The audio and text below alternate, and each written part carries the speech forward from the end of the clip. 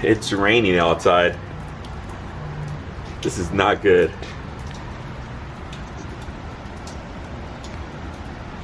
But I still have to take the car to the shop today. I try not to drive it in weather like this, but I have to drive it today.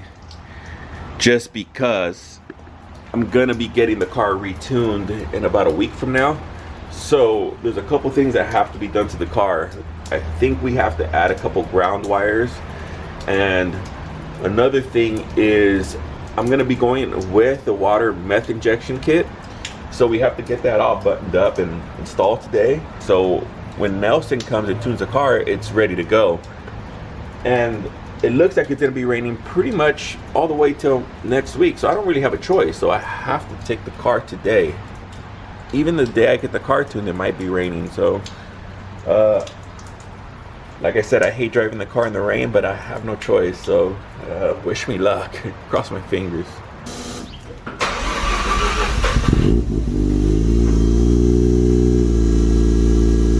All right, guys. So let's get going. First things first, just make sure the windshield wipers work. Okay, I'm good.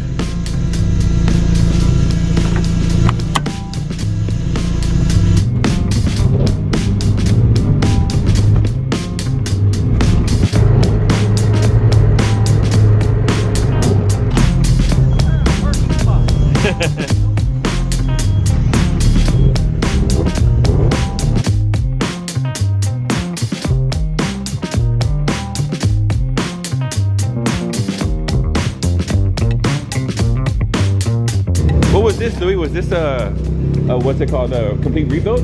Yeah, it's a Street 420B now. A Street 420B? Yeah. Oh, nice. So I mean, we're probably shooting 350, 400 on the stock turbos. Okay. Maybe 10 pounds of boost, if that.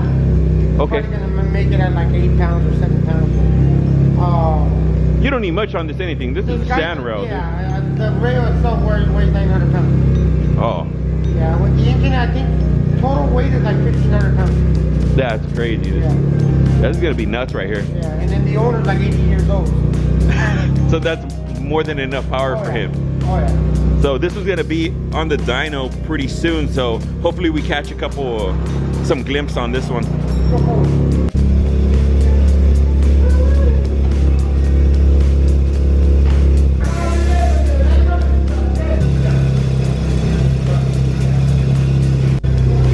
So John just finished putting one of the airlift kits from Stance Parts on this one. And this one's actually set up with all four. So it's pretty cool.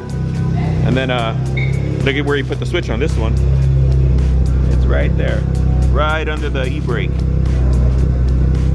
That's pretty nice. This is one of your first installs. This is my first install. Oh, cool. How was it? Pretty easy? Just finding a way to run all the pipe and through the car. It's got a real roll bar so you can't really get through it. All right, Louis, so why are we doing this? Well, basically what we're adding is more grounds to the car. Well, not more grounds, but one specific ground.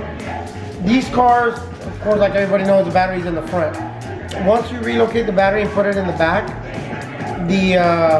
what most people do is you got the battery, you run the power wire to the back, and you just ground it to the chassis anywhere.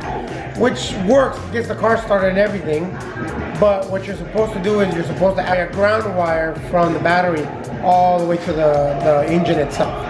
So it's got direct ground. And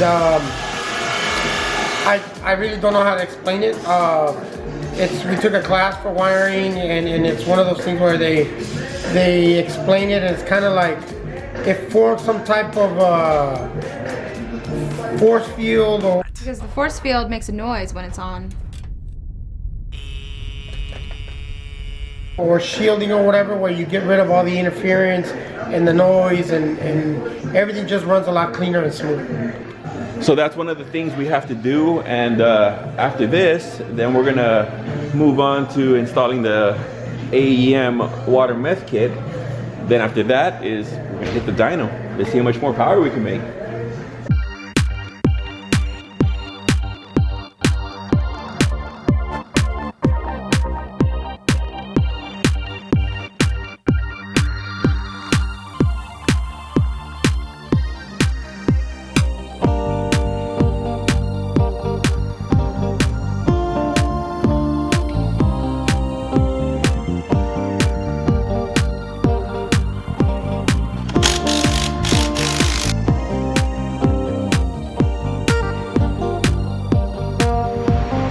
are done with the first part. Now we're moving on to the meth kit. One thing is trying to figure out how we're gonna mount this.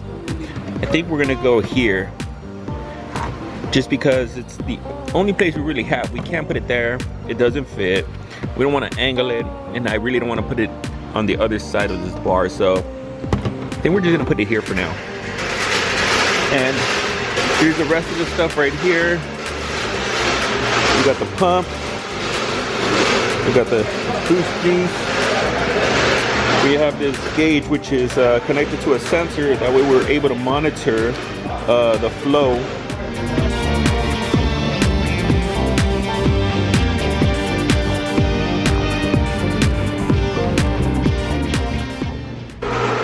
Now when it comes to the gauge, I want to see where I'm going to mount this. It gives me these two different color options. I'm going to go with the black one, but I'm going to use this real quick just to see where I'm going to put this, where it's going to fit.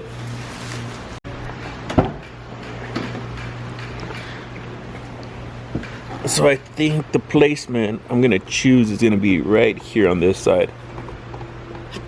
I think that looks pretty good. Yeah, I don't want to put nothing, I don't want to put a pillar or gauges anywhere. I just kind of want to keep everything looking clean. So next step, remove the cluster.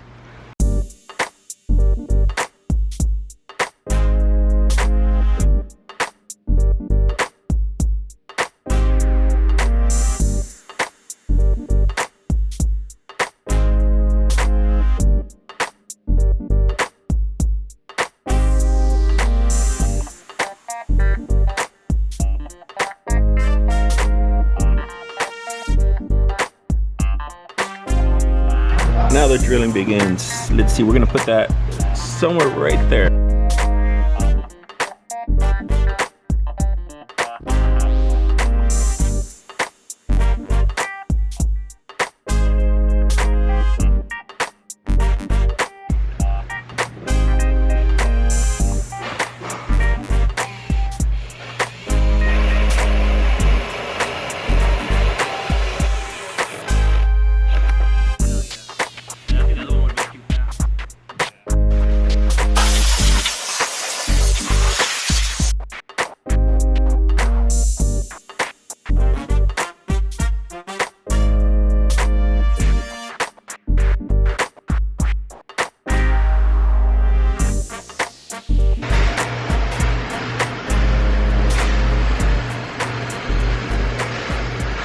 All right, so I think that came out pretty nice.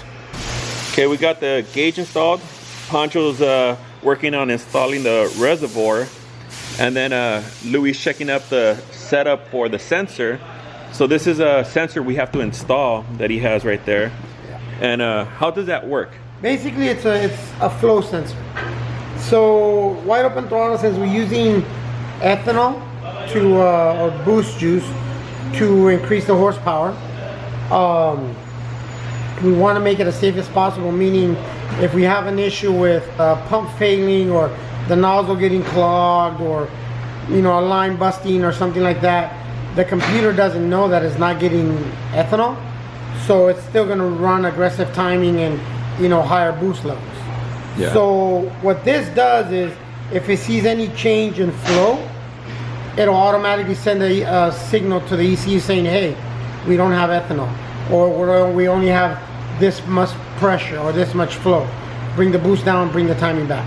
Okay, cool. And that's what this gauge is connected to, that sensor. So if that gauge, I guess if you don't see that thing go up, basically, yeah, we don't got nothing. Yeah. But because we're wiring it to the Haltech, the gauge, well, the only reason we get the gauge is because the gauge itself does the conditioning of the signal to the ECU.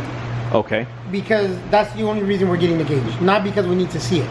It has a chip or a software in there that converts the signal that this sensor is giving. That's the only way the ECU is able to read it. Oh, okay. If not, we would just order this and not the gauge. Okay. Make it a cleaner install for somebody who doesn't want the gauge. So we really don't need that. It's No. just we do, but we don't. Yeah, exactly. Yeah. And every time we say ethanol, we mean water meth. Yeah. All right.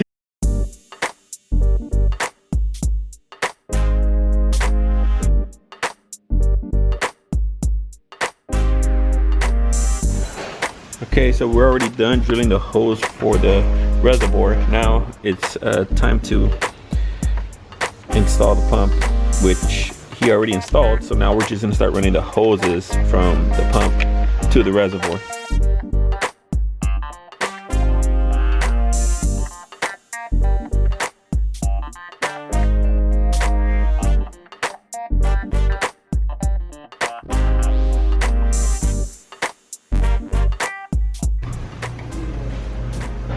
Okay, so the hoses ran all the way from the pump in the back all the way to the front. Now we have to install the sensor and then run this wire through the firewall inside the cabin.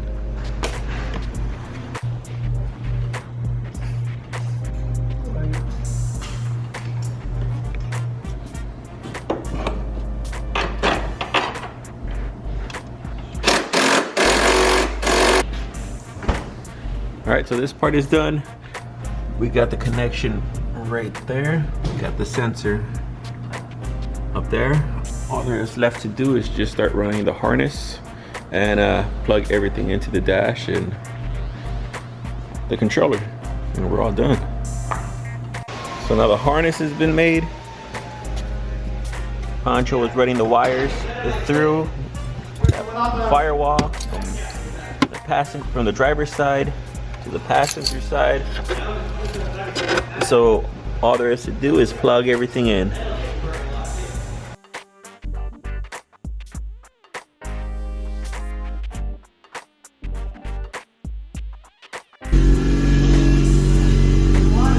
All right guys, so the kit is all installed. There's a reservoir and there's the way the gauge looks. Alright guys, so it's all installed. The next video is gonna be the car hitting the dyno, seeing what kind of numbers it does. But that's it for this video. Hope you guys liked it. If you did, subscribe, like the video, and I'll see you guys in the next one.